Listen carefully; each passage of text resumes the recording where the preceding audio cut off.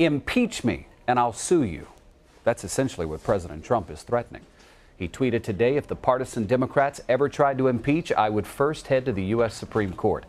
This comes as a major showdown is brewing between the president and House Democrats. Lawmakers want to subpoena current and former White House aides over their statements in the Mueller report. CBS News White House correspondent Weijia Jiang. All right, Weijia, why executive privilege?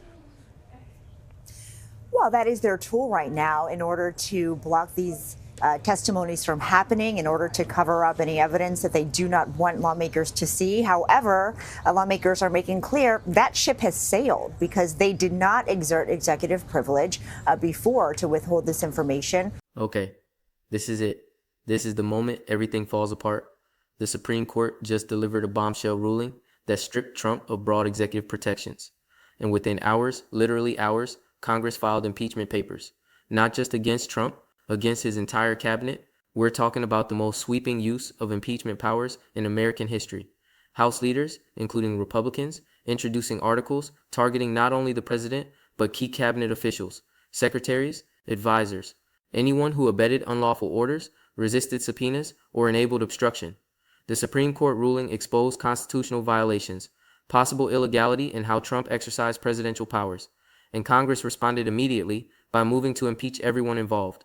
This is unprecedented. This is a government-wide reckoning. This is the executive branch facing total collapse because the Supreme Court removed the legal shields that protected them, and Congress immediately moved to hold everyone accountable. But before we go any further, real quick, let's be honest. You can't really trust mainstream media anymore. That's why we built Pump Politics, to bring you real stories, real context, and no corporate spin. If you want to stay ahead of the headlines, join our free newsletter. We'll send the news straight to your inbox every day. Just click the link in the description to join. And if you just want to support what we're doing, join us, be part of the community that actually cares about the truth. All right, let's get back to the video. And the timing is absolutely critical. The Supreme Court ruling came down in late October to early November 2025.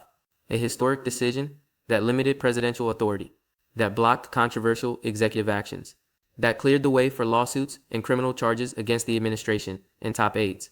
And before Trump could even respond, before his team could figure out damage control, Congress acted. Emergency sessions, urgent filings, impeachment articles drafted and introduced within hours of the ruling, Democrats and breakaway Republicans working together, targeting Trump for systemic abuse of office, obstruction, unauthorized creation of agencies and positions, contempt of Congress, and violation of the Emoluments Clause. But not stopping there, also targeting cabinet members for their roles in enabling all of it, for resisting lawful oversight, for issuing illegal directives, for helping Trump defy courts and Congress. After failing last week, the House succeeded Tuesday night in its second attempt to impeach Homeland Security Secretary Alejandro Mayorkas. It was an ultra-tight vote. On this vote, the yeas are 214 and the nays are 213. The resolution is adopted.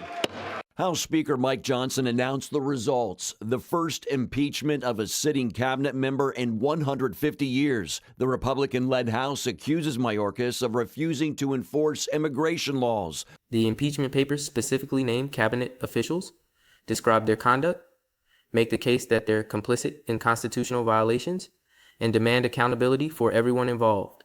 The effect on the cabinet has been immediate and devastating. Emergency meetings in the West Wing, resignations among aides, infighting between officials trying to save themselves. Some senior cabinet members are quietly signaling willingness to cooperate with congressional investigators. They're looking for deals, looking for immunity, looking for ways to avoid being dragged down with Trump because they see what's coming. They understand that Congress is serious, that the Supreme Court ruling gave lawmakers the ammunition they needed, that impeachment is moving forward with unstoppable momentum, and they're trying to get out before the whole thing collapses on top of them. Other cabinet members are still loyal to Trump, still trying to defend him, still insisting everything was legal. But even they know the situation is dire. Even they can see that the Supreme Court ruling and the immediate congressional response have created a crisis that might destroy the entire administration. Analysts are calling this the most sweeping use of impeachment powers in American history, because it's not just about removing one person. It's about holding an entire administration accountable. It's about saying that everyone who participated in constitutional violations will face consequences, not just Trump, but his enablers, his cabinet, his advisors, anyone who helped him exceed his authority or defy the law. That's never happened before. Previous impeachments focused on the president, maybe one or two others. But this This is targeting dozens of officials, potentially everyone at the highest levels of the executive branch. House and Senate leaders are saying the stakes are nothing less than restoring constitutional order and the rule of law to the highest offices. They're framing this as an existential moment for American democracy, a point where Congress has to act decisively to save the system from an administration that violated constitutional limits across the board. And the Supreme Court ruling is what made this possible, what gave Congress the legal foundation to move forward. The court didn't just rule against Trump on one issue. The court issued a broad decision that limited presidential authority generally, that said Trump exceeded his constitutional powers, that exposed patterns of illegality throughout the administration, that opened the door for legal challenges and criminal prosecutions. And Congress looked at that ruling and said, okay, now we have what we need. Now we can move forward with impeachment, knowing the Supreme Court has our back, knowing the highest judicial authority in the country has determined Trump violated constitutional limits. That's the smoking gun. That's the evidence that makes impeachment not just justified, but necessary. Because if the Supreme Court says a president exceeded his authority and violated the Constitution, what else can Congress do but impeach? The speed of the congressional response is also telling. Within hours of the Supreme Court ruling, impeachment papers were filed. That means Congress was ready. They had articles drafted. They had evidence compiled. They were just waiting for the right moment, and the Supreme Court ruling provided that moment. It gave them the legal cover they needed, the institutional backing, the proof that Trump's conduct wasn't just politically problematic, but constitutionally impermissible. So they moved immediately, before Trump could respond, before his allies could organize a defense, before the political moment could pass. They struck fast and hard with the most comprehensive impeachment articles in American history, targeting not just Trump, but his entire leadership team, and creating a crisis that's threatening to bring down the whole executive branch. So, stick with me. We're going to break down what the Supreme Court actually said, what the impeachment articles charge, why the cabinet is collapsing, and what happens when Congress moves to remove not just a president, but an entire administration. Because trust me, this is historic. This is democracy fighting back. This is the system of checks and balances working at maximum intensity. Let's get into it. All right, so let's dig into the Supreme Court ruling that triggered all of this, because understanding what the court said helps explain why Congress moved so quickly and so aggressively. The ruling came down in late October to early November 2025, and it wasn't about one specific case or one narrow issue. This was a broad decision about presidential power, about the limits of executive authority, about what presidents can and cannot do under the Constitution. And the court, including justices appointed by Trump himself, said that Trump exceeded those limits, that he claimed powers the Constitution doesn't give him, that his administration violated fundamental principles of separation of powers and constitutional government. The court blocked controversial executive actions Trump had taken, actions where he claimed emergency powers or national security justifications or inherent executive authority. And the court said no, those justifications don't work. You can't do whatever you want just because you're president. There are limits, and you exceeded them. But the ruling went further than just blocking specific actions. The court also cleared the way for lawsuits and criminal charges against Trump and top aides. Previous rulings had provided some immunity or protection from certain legal challenges, but this new decision removed or limited those protections. It said that when presidents violate constitutional limits, they can be held accountable through civil lawsuits, through criminal prosecution, through congressional oversight. The normal immunities and privileges don't apply when you've exceeded your constitutional authority. That's huge. That's the Supreme Court saying Trump and his team are legally vulnerable, that they can be sued, that they can be prosecuted, that they can be investigated and held accountable by Congress. And that opened the floodgates, because suddenly all the lawsuits that were being blocked, all the prosecutions that were being delayed, all the congressional investigations that were being stonewalled, they all have a green light from the Supreme Court. And Congress was ready. House leaders had apparently been preparing impeachment articles for weeks or months, gathering evidence, building the case, consulting with constitutional scholars and legal experts, just waiting for the right moment to move forward. And the Supreme Court ruling provided that moment.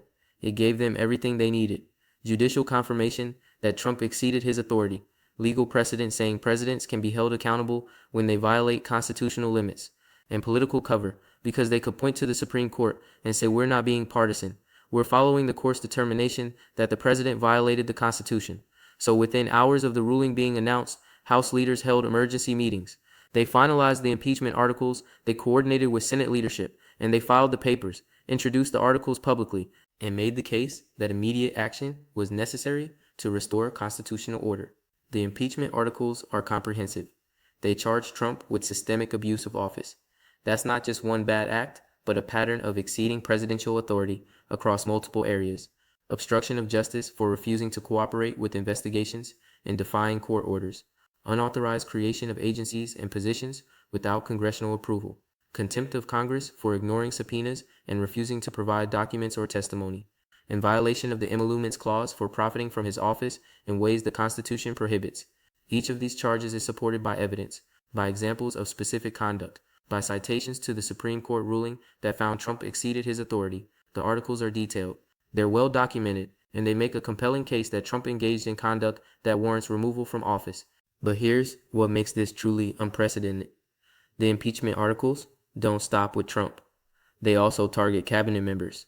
The articles specifically name secretaries and senior advisors who allegedly helped Trump exceed his authority, who issued illegal directives at Trump's command, who resisted lawful congressional oversight, who enabled Trump's defiance of courts and constitutional limits.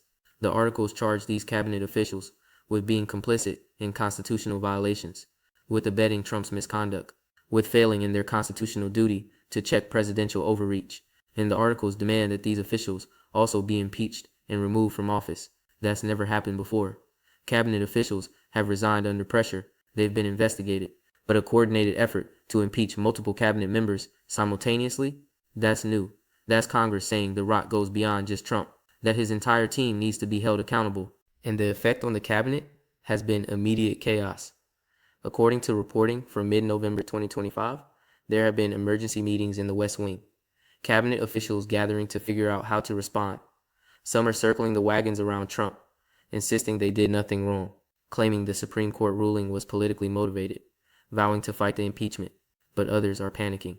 They're looking at the evidence, looking at the Supreme Court ruling, looking at the comprehensive nature of the impeachment articles, and they're realizing they're in serious trouble, that they could actually be removed from office, that they could face criminal charges, that their careers and reputations are on the line. So they're quietly reaching out to congressional investigators, signaling willingness to cooperate, looking for immunity deals or reduced charges in exchange for testimony against Trump and other officials. This has created infighting within the cabinet, loyalists versus pragmatists, people who want to go down fighting versus people who want to save themselves. And the divisions are weakening the administration's ability to respond coherently. Some officials are giving one message, others are contradicting them. There's no unified defense strategy, no coordinated response. Just chaos and confusion as everyone tries to figure out their own best move. And that chaos is exactly what Congress was hoping for, because divided cabinet members are easier to flip. Panicked officials make mistakes, and an administration in disarray can't effectively fight impeachment. So the speed and comprehensiveness of Congress's action is strategic. It's designed to maximize pressure, to create panic, to force cabinet members to choose between loyalty to Trump and self-preservation, and it's working. Resignations are starting to happen. Some lower-level aides have already quit. They don't want to be associated with an administration that's facing comprehensive impeachment. They don't want to be called as witnesses or implicated in wrongdoing. So they're getting out while they can. And rumors suggest more senior officials might follow, that some cabinet members are considering resigning rather than facing impeachment proceedings. That would further weaken Trump's position, because every resignation is an admission that the situation is untenable. Every person who leaves is someone who might testify against Trump. Every departure makes the administration look more illegitimate and unsustainable. So the cabinet collapse is feeding on itself. Each resignation encourages others. Each defection weakens Trump further. And the whole thing spirals toward inevitable failure. House and Senate leaders are pushing hard on the urgency narrative. They're saying this isn't normal politics. This is a constitutional crisis. The Supreme Court has determined the president exceeded his authority. The administration has systematically violated constitutional limits, and Congress has a duty to act immediately to restore the rule of law. They're framing impeachment not as partisan revenge, but as constitutional necessity, as the only appropriate response when the Supreme Court says a president has violated fundamental limits on power. And that framing is resonating, because it's not just Democrats saying this. Republicans are breaking ranks, joining the impeachment effort, saying they have to put Constitution over party, that the Supreme Court ruling leaves them no choice, that they can't defend an administration the highest court has said violated constitutional principles. The historical nature of this moment is hard to overstate. We've had presidential impeachments before, but never one triggered so directly and immediately by a Supreme Court ruling. Never one that targeted an entire cabinet simultaneously. Never one with this level of bipartisan support so quickly. Never one where the charges were this comprehensive and well documented. This is the system of checks and balances operating at maximum intensity. The Supreme Court checking presidential power through a landmark ruling, Congress checking both the president and the executive branch through comprehensive impeachment, and all of it happening with unprecedented speed and scope. It's democracy under stress, but it's also democracy working. The system is responding to overreach. Institutions are holding powerful people accountable, and the rule of law is being enforced even against the most powerful office in the land. Okay, so let's break down what all of this actually means and where things go from here, because we're watching a government-wide crisis unfold in real time. Point 1, the Supreme Court ruling fundamentally changed the legal and political landscape by determining that Trump exceeded his constitutional authority by removing legal protections that shielded him and his team. The court gave Congress everything it needed to move forward with impeachment. Previous efforts had struggled because there were debates about whether Trump's conduct was actually impeachable, whether it crossed legal lines or was just aggressive use of presidential power. But the Supreme Court settled that debate. The court said Trump exceeded his authority, violated constitutional limits. That's not a political opinion. That's a legal determination by the highest judicial authority in the country. And once the court made that determination, impeachment became not just justified but necessary. Congress couldn't ignore a Supreme Court finding that the president violated the Constitution. They had to act.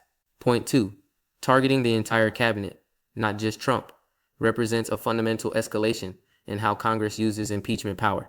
Traditionally, impeachment focused on removing the president or vice president or specific individuals who committed clear wrongdoing. But this impeachment effort recognizes that constitutional violations often require multiple people. Trump couldn't exceed his authority alone. He needed cabinet members to carry out his orders. He needed advisors to provide legal justification. He needed a whole team enabling the conduct.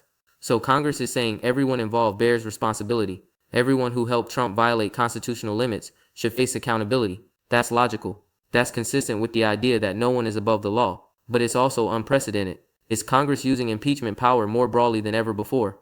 And if successful, it would set a new precedent for holding entire administrations accountable for systemic misconduct. Point 3, the speed of Congress's response shows they were prepared and waiting for the right moment. You don't draft comprehensive impeachment articles targeting multiple officials in a few hours. That takes weeks or months of preparation, gathering evidence, building legal arguments, coordinating between House and Senate. Congress had clearly been working on this for a while. They just needed the Supreme Court ruling to provide the final piece, the judicial confirmation that Trump violated constitutional limits. Once they had that, they moved immediately, filed the articles, started the process, didn't give Trump time to organize a defense or rally support or create counter-narratives. The speed was strategic. It maximized pressure, created panic in the administration, and made it harder for Trump's allies to mount an effective resistance. That kind of tactical thinking shows Congress is serious. They're not going through the motions. They're actually trying to remove Trump and his cabinet. Point 4, the cabinet collapse is accelerating the crisis and making Trump's position untenable. When cabinet members start defecting, when they signal willingness to cooperate with investigators, when they look for immunity deals, the whole administration falls apart. Because Trump needs his team, he needs secretaries running departments, he needs advisors providing counsel, he needs lawyers defending him. When those people start abandoning ship or turning on him, he loses the ability to govern effectively, and he loses the ability to defend against impeachment. Every cabinet member who flips becomes a potential witness against Trump. Every resignation is evidence that people close to him think the situation is hopeless. The cabinet collapse feeds the impeachment momentum, makes removal more likely, and accelerates Trump's political death spiral. Point 5, the bipartisan nature of this impeachment effort is crucial. Previous Trump impeachments were mostly partisan, Democrats pushing, Republicans defending.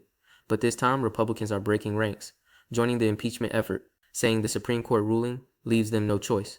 That makes this much more dangerous for Trump, because he can't dismiss it as a partisan witch hunt when his own party is participating. He can't rally his base as effectively when prominent Republicans are saying he violated the Constitution. The bipartisan support gives impeachment legitimacy, makes conviction in the Senate more likely, and makes it harder for Trump to survive politically, even if he somehow avoids removal. The support across party lines shows this is about constitutional principles, not politics, and that's compelling to the public and to moderate voters who might otherwise be skeptical. Point 6. This moment represents the ultimate test of American checks and balances. Can the system actually hold a president and an entire administration accountable when they exceed constitutional authority? Will impeachment succeed when backed by a Supreme Court ruling? Will cabinet members actually be removed for enabling presidential misconduct? The answers to these questions will define American democracy for generations. If the system works, if Trump and his cabinet are held accountable, it proves that no one is above the law, that constitutional limits are real and enforced, that the system of checks and balances can constrain even the most powerful executives. But if it fails, if Trump survives despite the Supreme Court ruling and the comprehensive evidence, it suggests the system is broken, that presidents can exceed their authority without consequences, that constitutional limits are just suggestions. Either outcome has profound implications. Point 7. The timeline for all of this is compressed and urgent. Congress is moving fast. The impeachment articles were filed within hours of the Supreme Court ruling. Hearings will start soon. Votes will follow quickly. This isn't a drawn-out process. This is Congress acting with urgency because they believe the constitutional crisis requires immediate action, and that compressed timeline increases pressure on everyone. Cabinet members have to decide quickly whether to cooperate or fight. Trump has to mount a defense without adequate preparation time. Republicans have to choose sides before they fully thought through the political implications. The speed makes mistakes more likely, makes panic more intense, and makes the eventual outcome more dramatic because everything happens so fast. So here's what I think happens next. The House will move quickly to vote on impeachment articles. They'll pass with significant bipartisan support. Both Trump and multiple cabinet members will be impeached. Then it goes to the Senate for trial. And here's where it gets really interesting. Because Senate conviction requires 2/3 vote, that's 67 senators. Democrats don't have that many, even with all of them voting to convict. They need significant Republican support. And the question is whether enough Republicans will vote to remove Trump and cabinet members based on the Supreme Court ruling and the evidence. My guess, they will, because the Supreme Court ruling gives them cover. They can say they're following the court's determination, they're upholding the Constitution, they're not being partisan, and enough Republicans will reach that conclusion to get to 67 votes. Trump and several cabinet members will be removed from office, and we'll have a constitutional crisis about succession and who runs the executive branch. My bottom line, the combination of the Supreme Court ruling and Congress's immediate comprehensive impeachment response represents the most dramatic institutional check on presidential power in American history. The court determined Trump exceeded his authority. Congress responded by moving to remove not just Trump, but his entire enabler network. The cabinet is collapsing. Officials are defecting. The administration is in chaos, and removal looks increasingly inevitable. This is the system working. This is checks and balances operating at full force. This is democracy defending itself against executive overreach. Whether it succeeds or fails will determine whether American constitutional government survives this crisis. But the fact that the attempt is being made with this much institutional support and this much speed and comprehensiveness shows the system still has fight in it. The Supreme Court and Congress are both saying no to presidential overreach. And Trump is caught between both branches with nowhere to go. Stay tuned, because what happens next will be historic.